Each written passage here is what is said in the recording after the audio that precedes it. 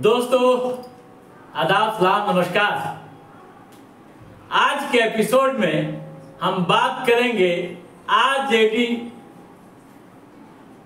की नीतियों के बारे में। आरजेडी के खेमे में क्या चल रहा है और किस तरह की सियासी हलचलें बढ़ती दिख रही है, उस पर हम विस्तार से चर्चा करेंगे और यह जानने की पूरी कोशिश करेंगे कि विधानसभा चुनाव को ले आरजेडी की प्लानिंग क्या है। दोस्तों, बिहार की नीतीश सरकार को घेरने के लिए आरजेडी सुप्रीमो लालू प्रसाद यादव ने 5 फार्मूला तैयार किया है। सियासी गलियारों में जो चर्चाएं हो रही है उसके मुताबिक यह 5 फार्मूला 5 का पंच भी कहा जा रहा है नीतीश कुमार को घेरने के लिए, सरकार को कटघरे में खड़ा करने के लिए। दोस्तों, प्रतिपक्ष के नेता तेजस्वी प्रसाद यादव 17 अगस्त से यात्रा पर निकल रहे हैं। कई फेजों में उनकी यात्राएं प्रस्तावित है। प्रथम फेज की यात्रा चंपारण के वाल्मीकि नगर से शुरू हो रही है, जो गया तक जाएगी। दोस्तों, जो राजद के सियासी गलियारों से खबरें आ रही है उसके अनुसार 5 महत्वपूर्ण एजेंडे तैयार किए गए हैं। क्या क्या है इस एजेंडे में शामिल, आइए पहले इस पर बात करते हैं। दोस्तों, पहली बात, रैली में भीड़ हो, इसके लिए आरजेडी के सभी नेताओं को बड़ा टास्क दिया गया है, ताकि जब भीड़ जमा होगी तभी तेजस्वी यादव की यात्रा कामयाब होगी। ठीक है, अब आइए 5 जो एजेंडे हैं क्या क्या है। पहला है बिहार को विशेष राज्य का दर्जा। दोस्तों, बिहार को विशेष राज्य का दर्जा नहीं मिलने के सवाल पर बिहार के मुख्यमंत्री नीतीश कुमार निशाने पर रहेंगे। कारण भी आप समझते हैं। नीतीश कुमार की पार्टी जेडीयू केंद्र में बड़ी सहयोगी है, केंद्र की सरकार में, और सहयोगी होने के बावजूद विशेष राज्य का दर्जा बिहार को नहीं मिल पाया।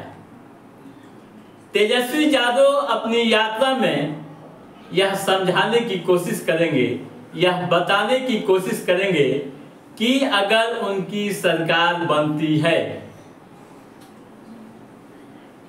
तो बिहार को हर हाल में विशेष राज्य का दर्जा लेंगे। ठीक है।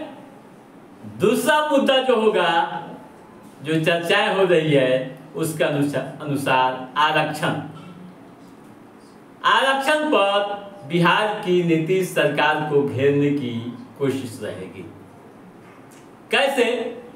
दोस्तों, तेजस्वी यादव यह चीख कर कहते नजर आएंगे कि जब बिहार में महागठबंधन की सरकार थी, यानी आरजेडी सरकार में शामिल थी, तब जाति आधारित गणना कराई गई।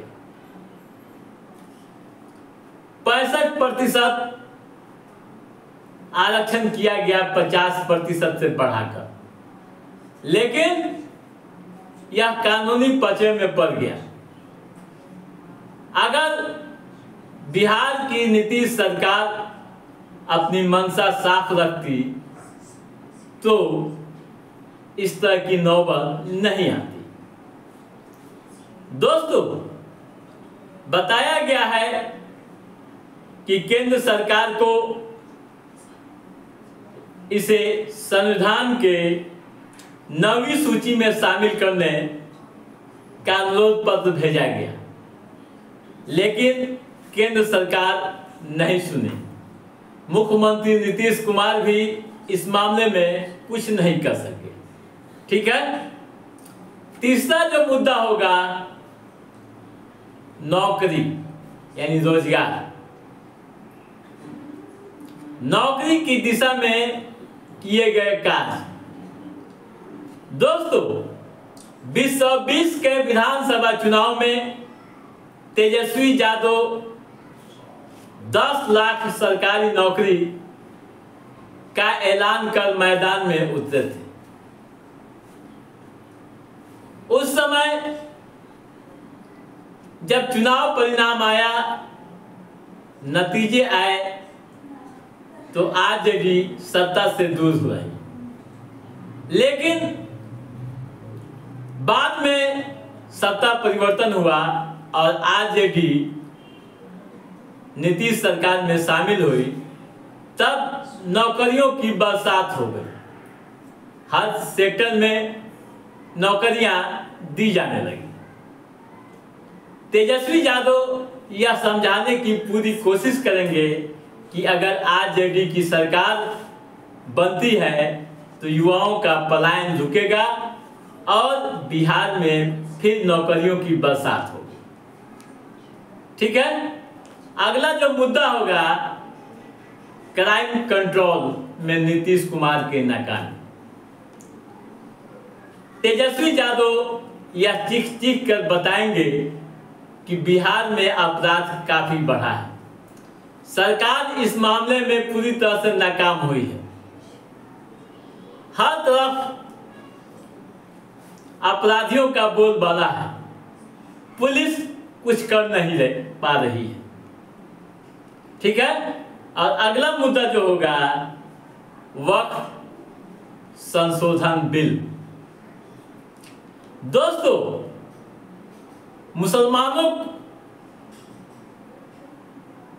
को फिर से अपनी ओर जोड़ने के लिए, जो रूठे लोग हैं उनको मनाने के लिए आरजेडी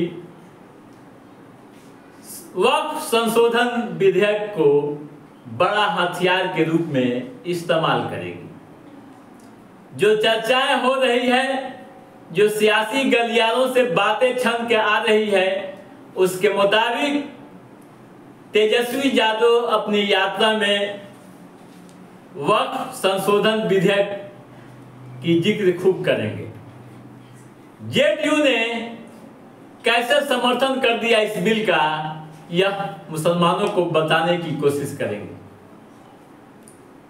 वे कहेंगे कि आरजेडी का स्टैंड क्लियर है और वह वक्फ संशोधन बिल के खिलाफ है, लेकिन जेडीयू ने समर्थन कर मुसलमानों के साथ नाइंसाफी की है।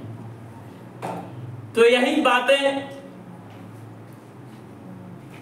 छन कर आ रही है सियासी गलियारों से कि तेजस्वी यादव इसी 5 मुद्दे को लेकर जनता के बीच रहेंगे। तो दोस्तों, आज के इस एपिसोड में बस इतना ही। हमारा ये एपिसोड कैसा लगा, आप लाइक और कमेंट करके हमें जरूर बताइएगा। यदि आपने हमारे चैनल को सब्सक्राइब नहीं किया है तो सब्सक्राइब भी कीजिएगा, ताकि इस तरह की महत्वपूर्ण गतिविधियों संबंधित जो भी अप टू डेट है उसे हम समय समय पर आपके बीच पहुंचाते रहेंगे। तब तक आप अपने दोस्त को दीजिए इजाजत। नमस्कार।